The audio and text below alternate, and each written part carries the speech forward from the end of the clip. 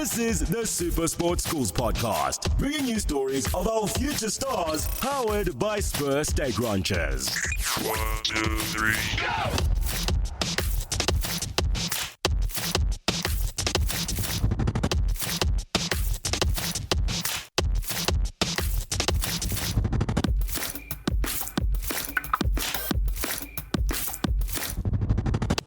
Hello and welcome to another episode of the Super Sports Schools podcast brought to you by Spur. I am Alex White.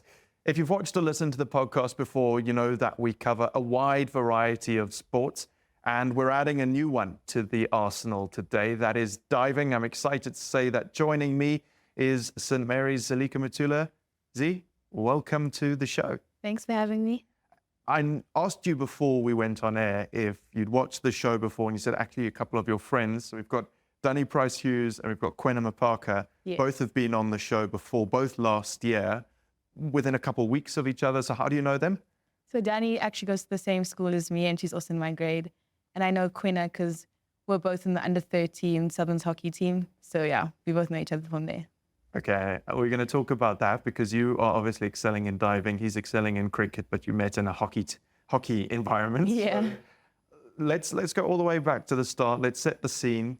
Why diving? Did you play lots of sports at a young age? And if so, why was diving the one that you eventually chose? Yeah, I did play many sports, all of which I enjoyed. And I quit one of my favorite sports, which was rhythmic gym. And I decided to try something new.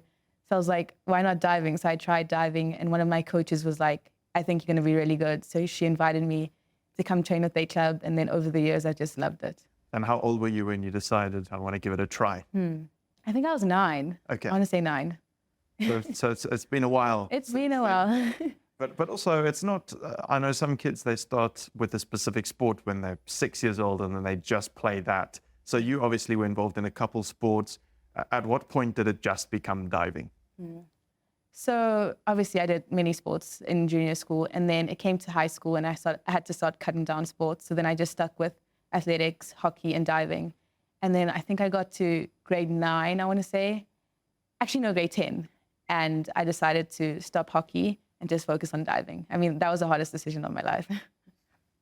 Diving, traditionally, if you are doing it at school, is a summer sport. Yes, it is. So at the time, it wouldn't have been clashing with hockey, but I imagine as you got higher and higher in the sport, it becomes more of a full-time thing. Yeah. And so balancing with hockey is a bit too hard.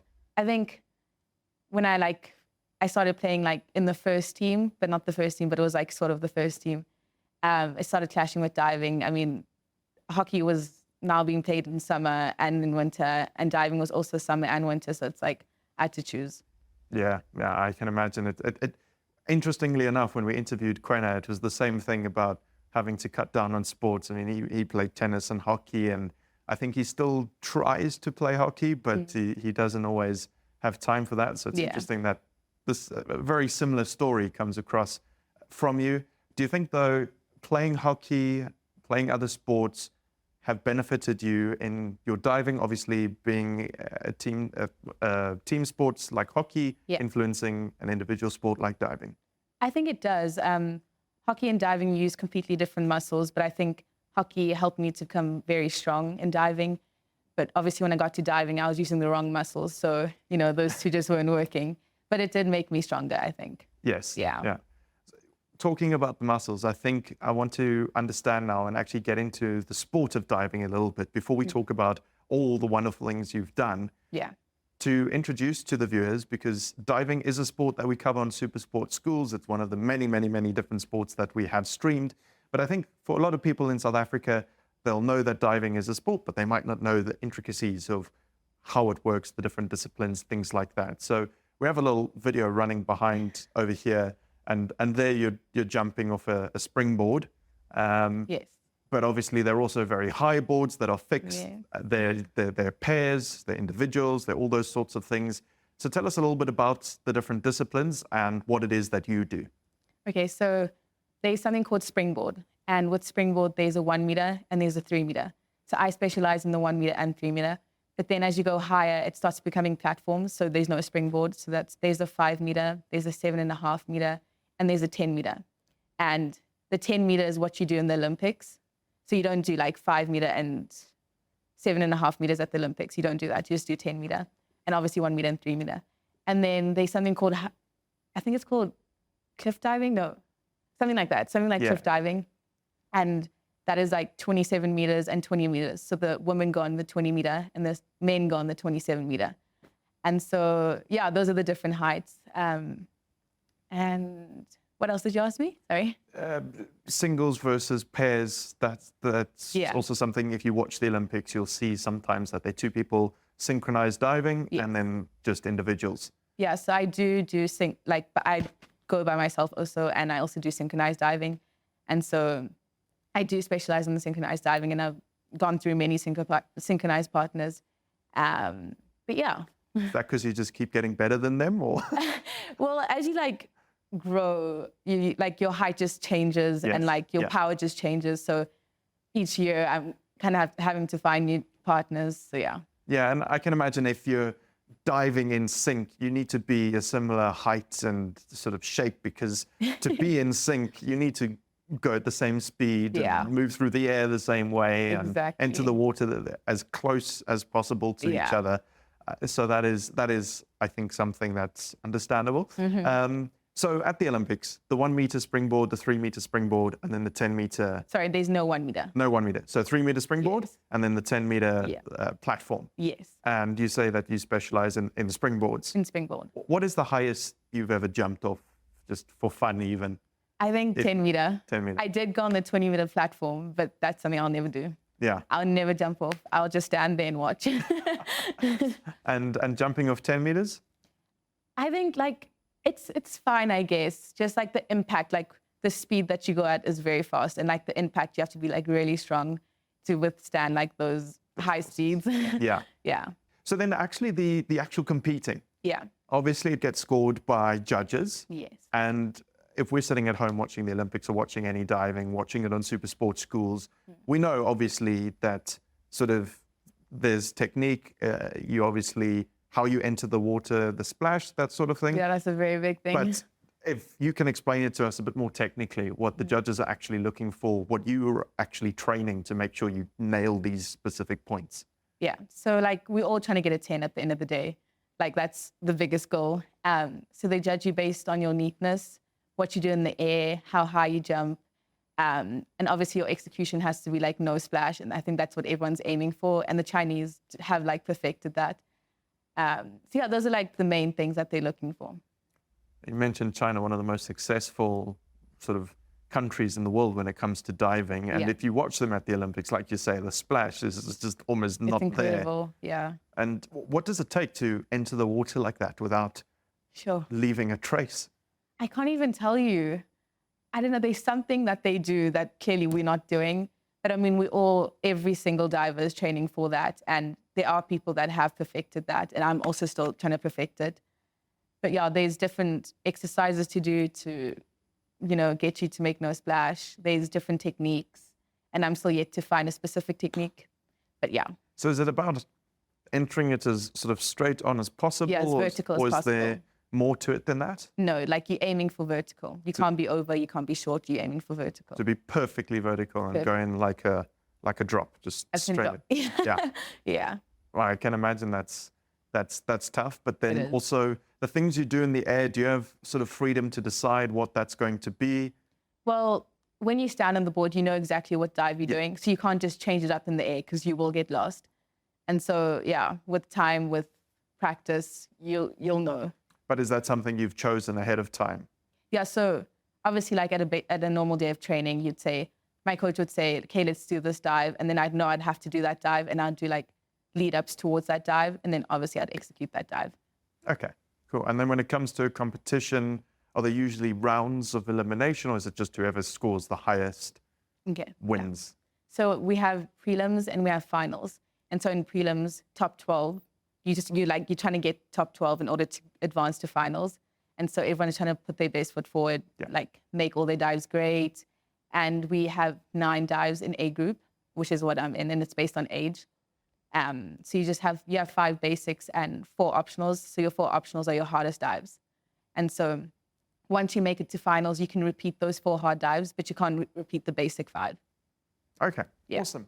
We're going to talk about everything that you've done in diving, and we've got all those photos behind you, so we'll talk about that in a little bit. But seeing, first of all, that you've come to the interview in your school uniform, we can't let you go without testing you. Okay. So our first game, to sort of warm you up for the quiz later on, I don't know if Danny or Quena have told you, have warned you. They have not. They did not play the first game that we're playing. They just went straight into the quiz. So at least you get sort of a preparation, Cool. a warm-up. So this is the more or less game. Literally, I give you a sentence, and at the end, I'll ask you, is this more or less than that? And you just tell me. Might not be more or less. It could be bigger, smaller, greater, less than, that sort of thing. But we'll just jump straight into it and start off with this one. There are 5 in total. There's no leaderboard. It's just for fun. But hopefully we both learn something. Cool. This year, has Supersport Schools streamed or broadcast more or less than 5,000 hours of hockey? Sure. I feel like hockey's a big one, so I'm going to say more. Yeah. And yeah, that's the right answer. And it's nearly 12,000. Wow. So that's a lot of hockey on Supersport Schools. And I think of all the sports, it's probably the one that's been streamed and broadcast the most. But there are a couple up there, football, rugby, that are all quite close to each other. But there, as a former hockey player, hockey's massive on Supersport Schools. That's good. Right, next we're moving to cricket. Ever played cricket? No. Ever watched cricket? I've watched it, but Yes. I must say, not a fan. Quite boring. Oh, I well, respect everyone that hopefully plays it. karma doesn't come to bite you with this question then. Has South Africa won more or fewer than 2 Cricket World Cups? I want to say more. Cricket in SA is really good. It is really good. But South Africa's never won a Cricket World Cup in any form of Really? the game, in men's or women's. No way. So last year was the first time any South African cricket team ever made a World Cup final. And that was the women in the T20 World Cup in oh, Cape yes, I Town. heard that, yeah. And then this year was the first time any men's team made a World Cup final, and it was the T20 World Cup again, and both lost those finals. no. So we've only been in 2 finals, and we've lost both. So 0. Oh, okay. Yep. Excellent. But cool that you believed in us. Always. Right, here's one in your field. The highest ever dive from a platform was set by Swiss diver Lazaro Scala. But was the height more or less than 50 meters? 50. 50, more or less. Highest dive No, ever. I'm saying less. More. No ways. 58.8 meters, Oh my God. which is taller than the Leaning Tower of Pisa. I have in my notes here for whatever reference that gives us. Oh my gosh. No. I can't believe that. Someone needs to show me video proof. 50. There is a video which you I can need go to and, see it. which you can YouTube. I will. It's terrifying. He reaches a top speed that's more than 120 kilometers an Oh. hour before he hits the water, and he is alive and he survived. So, Gosh. yeah, crazy.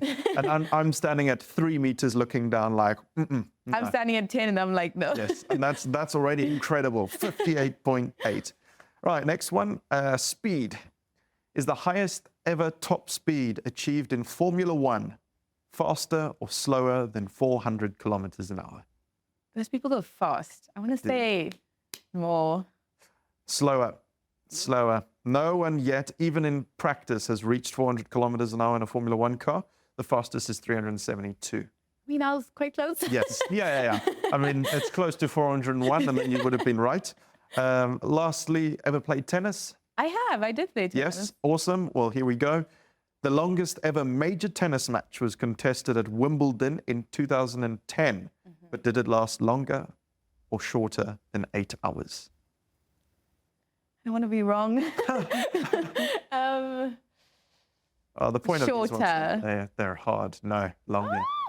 11 hours and 5 minutes. Oh my gosh, no. Can you imagine? No, I Can can't. you imagine playing tennis for that long? No, the sun and my shoes. Like, one reason why I stopped tennis was because my shoes would get so hot that I'd just feel so uncomfortable. So no. Me, when I used to play tennis as well, to take your shoes off afterwards, it's just relief. Yeah. I can't imagine 11 hours, but No. there we go. Wow. The warm-up done. Yeah. Bringing you the sport you care about the most, this is the Super Sports Schools Podcast.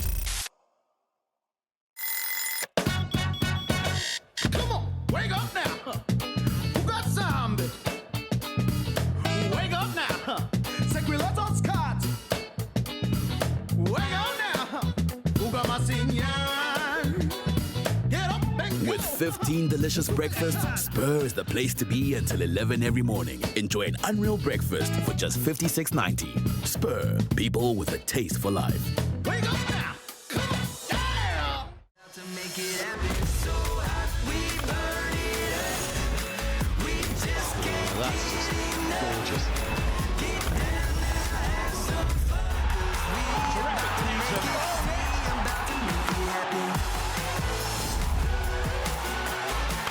Oh, yeah.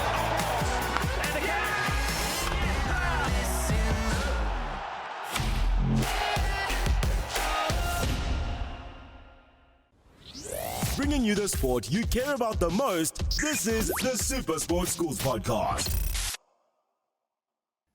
We are now going to talk about everything that you've achieved in diving, because there's quite a lot and we can see all the sort of pictures behind you. And I want to start with the one right behind you over your shoulder, the Gauteng Sport Awards. Yeah. Most Improved Athlete is the award you're holding there. When did you find out you were going to the awards and what you'd be nominated for? Take us to the event and what it was like. This was last year. I know my mom and I went to, I think it was the Orlando Stadium, and it was like I want to say like the pre-awards, and they just like told us who was nominated, and like I was sitting there thinking, okay, I'm not going to be nominated. I mean, I'm diving, it's a little sport in South Africa, so I won't be nominated. And then there I see my name and I was like, wow. So once you found out you've been nominated, they basically send you to the next round, which was the actual sports evening. And so we went to that, and I brought my coach with me. My dad was also with me, and my mom. And so it was a really cool night. It was great seeing all these incredible athletes.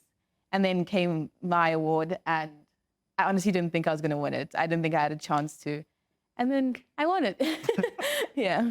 It must have been amazing, surrounded also by other incredible athletes, Yeah. and being recognized amongst them. Was there anybody there you saw that was maybe someone you'd looked up to, or even in a different sport, just someone you found inspiring? Yeah, so there was a swimmer named Laura van Kirk, and I met her at the World Champs in Budapest. And so seeing her there was just incredible. I mean, she's an amazing swimmer. So I was just like, wow, I'm in the same room as her. Yeah. Talk to me a bit about the travel that you've done. Meeting her in Budapest behind you at the moment. I mean, I can see Moses Mabhida Stadium there. So you've made it to Durban. I have. And then above you, there's Doha. Doha, I imagine, very hot. It was very hot. Very, very hot. At least inside the arena, maybe aircon. No, that was cold. Inside was so cold, they keep outside you cool hot. inside. So where in the world has diving taken you? So obviously I went to Budapest for World Champs. I've been to obviously Doha for this year's World Champs. I went to Japan for last year's World Champs. I've been to Germany for Youth International Meet. I've been to Canada for Junior Worlds. I've been to Norway for another competition. It was like a club competition. Where else have I been? I feel like I'm missing one more. I heard World Champs at least 3 times. So how many World Champs have you been to? 3 is correct. Just been to 3. Yeah. Talk to me about finding out that you're going to World Champs for the first time. How long had you been working towards that as a goal? Yeah. And where were you and what were you doing when you found out that you're going? Okay, so we obviously have trials for World Champs. And I placed 4th in those trials. And is that local in South Africa? the Yes, trials? in South Okay. Africa. And so actually the top 2 go. So I was obviously not going to go. And then there were 2 athletes that couldn't go, who were the top 2, they couldn't go to the World Champs. So then me and another girl who placed 3rd and 4th, so they decided to send us instead. And so when I found that out, I was like, wow, because I never actually thought I'd be able to go to World Champs at that age. And I was just 16 years old, so it was like incredible. And this is World Champs for Like everybody. Everybody. This isn't under 16 No. World Champs, under 18 World Champs. No. This is the World Champs. And you're Yeah. 16 years old. Yeah. Do you travel? Is there a team that you go with? What was that whole experience like? So there was 3 of us that were currently living in South Africa, and there was one that was living in America. So all 3 of us traveled together to Budapest, and obviously the one that was living in America, she came by herself. And so I was with my coach, and there was also another coach. And I think there were 2 parents that were there. So yeah, but I didn't have my mom or dad. just me and my coach. Alone at 16. Yeah. Going all the way to Budapest, into Yeah. Eastern Europe and diving competitively. Talk to me about diving in the arena for your first World Champs. What was that like with probably a bigger audience than you've ever had before? Yeah, I mean, walking into that arena, I was like, wow, because it's nothing, like I've never seen anything like this before. The facilities were amazing. And just being there amongst the top athletes, divers in the world was just incredible. But I must say it was scary. Like stepping onto that board, I'm like, I don't think I belong here. So it took me a while to get used to the fact that, you know, I'm here for a reason. And I think when I actually competed, I was like, okay, I did work hard to come here. And so I just need to show, you know, my true colors. And I didn't compete like I wanted to, but it's okay. But you were only 16 and it was only your first World Champs. Yeah. So there was more to come and there's still more to come. But just talk to me a little bit about standing on that board and feeling almost like you don't belong. Now, 3 World Champs later, do you feel like you belong? I wouldn't say, I still don't feel like I belong. Yes. But I mean, that takes time, takes training. And I'm going to get to that point where I'm like, yeah, I belong. The pressure, I imagine, for any sort of international competition must be huge, but especially if you're away in a country without your family. Yeah. So, and you talk about how you've had that mental journey, obviously now being stronger than you were back when you were 16. Yeah. What would you say to anyone who's sort of going into sport, going into that space to motivate them, or just about what it's like to go through that? I think one thing I want to say is be patient, because I feel like we all want the results now, but sometimes it's just not going to happen. And sometimes it will. But I think being patient is a key factor. Yeah, 100%. Support structure around you, team, family, who's there by your side helping you through the process, driving you to those practices, to the airports? Yeah. My family is like my biggest support structure. Like without them, I really don't know where I'd be today. My mom, my dad, my brother, honestly, just there for me through everything, my highs, my lows, everything. And I'm just so, so grateful for them. Yeah. Oh, awesome. How many days in the week are you diving?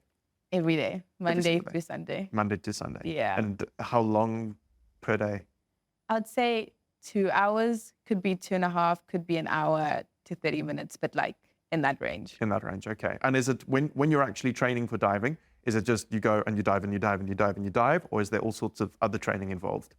So I'd break it up. Like in summer, we're in the water and that's where you dive, you dive, you dive. And in winter, we work on building muscles. So we do gym work, board work, foam work. But yeah, sort of along those lines. Okay. So in summer, doing the actual diving. Yeah. In winter, building the muscle, making sure that you're ready for the next season. Yeah. And along the way, having to do academics, making sure as an athlete that you're eating properly, because that's also such a big thing, that you're fueled, that you're actually growing, that you're getting stronger, all of those sorts of things. Yeah. But in all of this and everything that you've been able to do, what would you say is sort of the highlight? What's the coolest thing that you've been able to do? Sure. Well, it seems like it's all been good if there's not something that just jumps out immediately. No, there've been like many negatives, obviously, to this journey, and trying to get myself to keep going has been hard. But I think knowing my goals and what I want in the future really drives me. And obviously my family really gets me up on those bad days. So I think having those two really gets me. Yeah. And I think that's important to acknowledge that it's not always plain sailing. We might just see the results and see Zalika's gone to World Champs 3 times, but it's all the sacrifices, it's all the hard work behind the scenes that people don't see. Yeah. I think my ultimate goal is to represent South Africa at the Olympics and represent SA at many international competitions. Yeah, I think those are my top 2. Just before we go into the quiz, anything else you'd like to add? Maybe something that you've wanted to say but haven't been able to yet? No, I just want to express my gratitude to my family, my friends, and everyone who's supported me throughout this journey. I want to say I couldn't have done it without them. And one piece of advice I'd say is, work hard in the silence and let your success be the noise. I don't want to say don't express your goals to other people, but like it's good to internalize it and let that show and let your work show. Yeah. There's a quote right there. There's a quote. So we're going to put that up next time we come in. It's going to be on the screen, just all black screen in white writing. But yeah, that's very powerful. And I think what I've loved about talking to you is how open you are as well about how it has been. There have been negatives, and it's not all straightforward. Yeah. And I think that's good. Yeah. It's like a dose of realism for anybody who wants to take sport to the highest level. It's not easy. It is tough. It isn't. Well, you know it's tough, but Yeah. there's a lot that goes into it along the way. But you get to make some amazing memories as you go. Of course. And hopefully the quiz now will be one of those amazing memories. Cool. All right, are you ready to play? I'm ready. Your time starts now. Does McLaren or Red Bull currently lead the Constructors' Championship in Formula One? Red Bull. It's McLaren. Which male British Olympic medal winning diver is famous for knitting? Tom Daly. Correct. Which team won the 2024 Rugby Championship?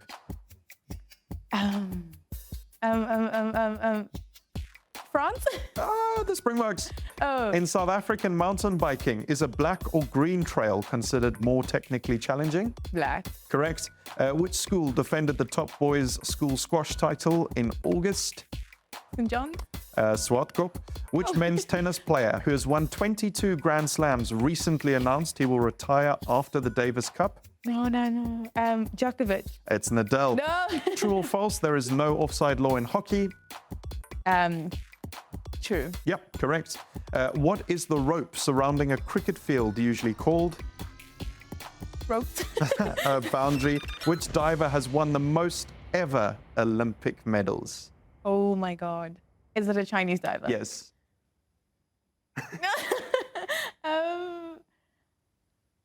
I don't know. No. I don't know this. Wu Mingxia. Yeah, I was not going to get that. Not going to get that. Okay, let me just count quickly. We've got Tom Daly, which is good. Got the diving, got black, and got true. So 3. Zalika, it's been great chatting to you. Thanks so Thank much you. for coming to MultiChoice today on such a busy day for you and chatting to us. Obviously, we've loved watching your journey. Hopefully, we're going to see you in that class of 2024 in December as well. And all the best for the future, the future world champs. And hopefully, we're going to see you there in LA 28 That's the goal. or beyond. But yeah, the goal. all the best of luck. And thanks so much. Thanks for having me.